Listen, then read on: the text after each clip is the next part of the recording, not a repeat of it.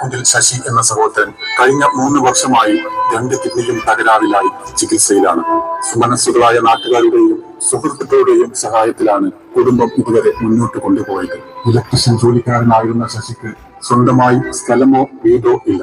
ഭാര്യയും 2 പിഞ്ചു കുഞ്ഞുങ്ങളും അടങ്ങുന്ന ഈ കുടുംബം ഇന്ന് വാടക വീട്ടിലാണ് താമസിക്കുന്നത്. കിഡ്നി മാറ്റിവെക്കുന്നതിനും തുടർ ചികിത്സക്കും 30 ലക്ഷത്തിൽ കൂടുതൽ ചിലവ് വരുന്നുണ്ട്. സാമ്പത്തികമായി പിന്നോക്കം നിൽക്കുന്ന ഈ കുടുംബത്തിന് താങ്ങാവുന്നതിലും അപ്പുറമായ തുക കണ്ടെത്തുന്നതിന് വേണ്ടിയാണ് നിങ്ങളുടെ മുന്നിൽ ഞങ്ങൾ എത്തിയിട്ടുള്ളത്. സഹായിക്കണേ പ്രിയമുള്ളവർ.